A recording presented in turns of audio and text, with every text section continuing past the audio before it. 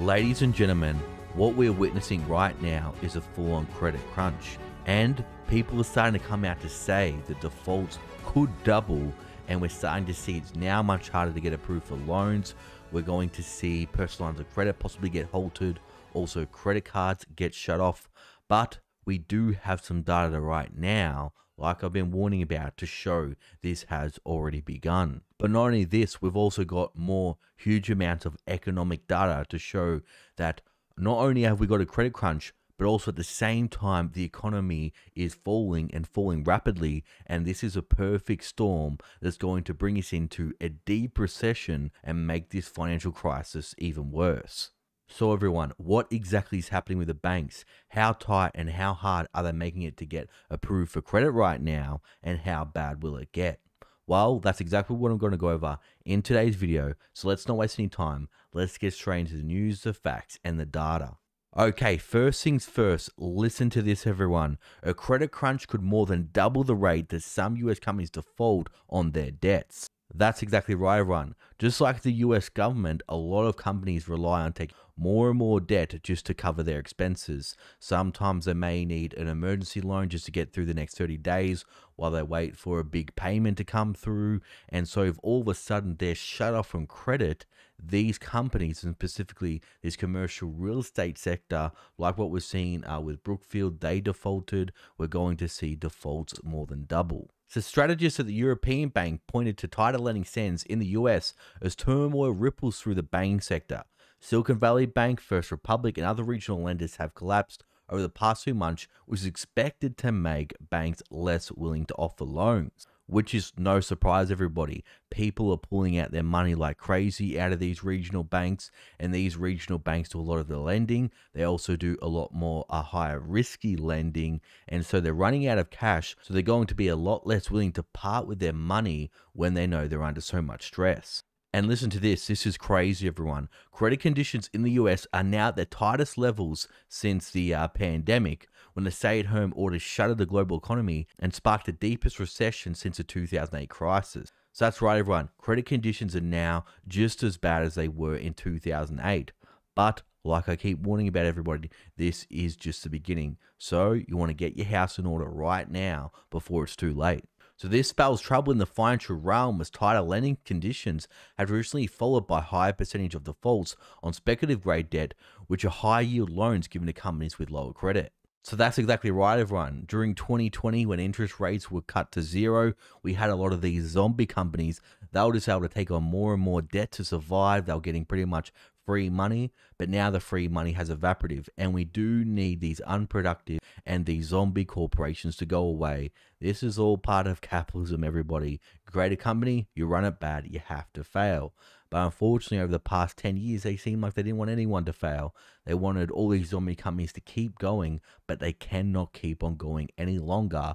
Otherwise, it's going to drag down our productivity, which we'll go into in another report that shows that productivity in the US and specifically the labor market is plummeting. The current bank lending standards imply a rise in defaults to 8.4%, more than twice the long-run average and well above what current US high yield spreads imply. And listen to how bad it's getting. Advisors are now saying global credit investors to shift debt in Europe over the US. I don't know if that's such a good move, but again, if the US banking system does go down, this would be the right play. But again, if the US does go down, it won't be long before Europe's next. Because the global economy is so interconnected, we see what happens now when one financial institution goes down that's big enough, it'll have ripple effects across the whole world. Experts have been warning of rising risks of corporate defaults since the failure of Silicon Valley Bank in early March, particularly within the commercial real estate sector, like I've been trying to warn you guys about, since small to mid-sized lenders finance around 80% of all debt in the industry. So this is very, very worrying, everyone. We have a lot of these small lenders that have lent huge amounts to these commercial real estate funds, and if all these banks go under and they start calling in these loans, we're going to see the commercial real estate crash get much, much worse, and it will cause an even bigger financial crisis. The real estate giant Brookfield, like I was saying earlier, corporation has already defaulted on nearly $1 billion in commercial real estate debt so far this year. And larger industry executives like Apollo's Mark R. Rowan have warned that the second part of the banking crisis could show up through turmoil in the commercial real estate space. And that's exactly what we're seeing with companies like Blackstone. Look at this, Blackstone REIT blocked investors' withdrawals altogether in January, in February, and they've also done it for March as well.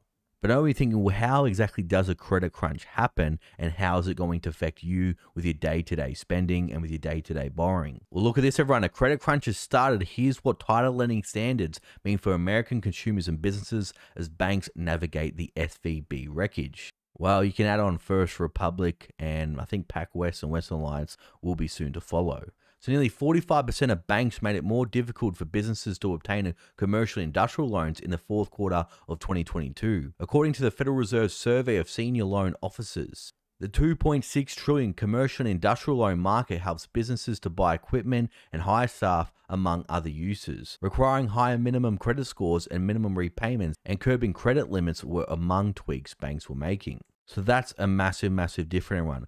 45% of banks are making it more and more difficult to obtain credit. And the commercial and industrial market is absolutely huge, but this is also going to happen for households as well. And this market is worth, like they said, $2.8 trillion. A Dallas Federal Reserve Bank survey released this week gave markets a snapshot of what's happening at regional financial institutions since the bank failures.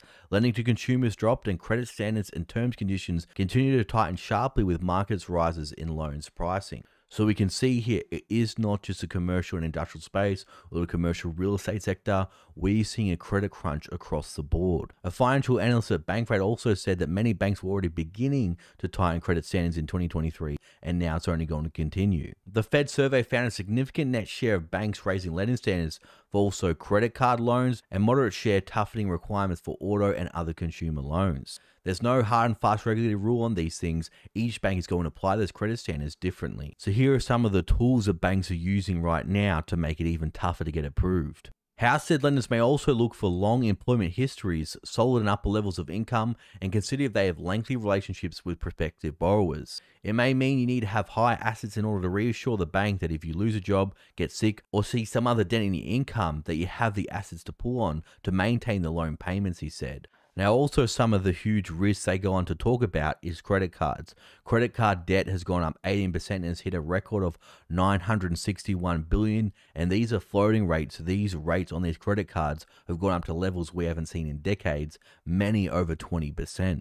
According to the New York Federal Reserve data, the New York Fed said that the share of current debt shifting into delinquency rose for almost all types of debt. Default should be more pronounced at lower income households, said UCOM.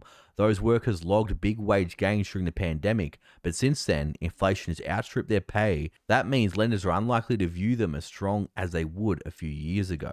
But people, what could also happen if we see more banks go under that have a lot of uninsured deposits, a lot of these wealthy clients' money in the banks, we could also see the rich, they could be facing some big defaults as well if they lose their money in the banks. So we are witnessing a credit crunch, everyone. But the reason why this credit crunch is going to be so painful is because this is happening at a time when the economy is about to make a huge shift.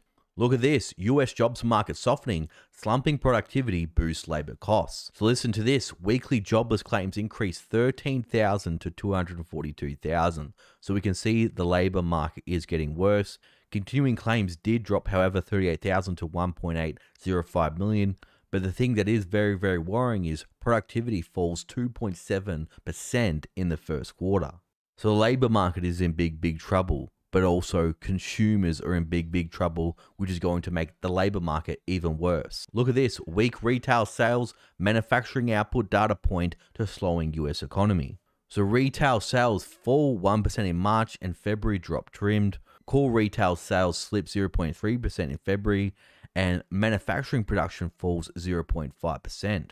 So retail sales are already falling, but imagine how bad this is going to get when people can't use their buy now, pay later, which I'll get into in a moment, when people can't use their credit cards, and also when banks start shutting off credit and they lose their job. We're going to see retail sales fall off a cliff. But you want to know what the most alarming trend I think is?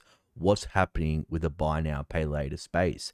And this is telling us consumers, they cannot afford just the basic essentials anymore, and they're getting desperate and using buy now, pay later for things like groceries. Look at this. Americans go deeper into debt as they use buy now, pay later apps for groceries.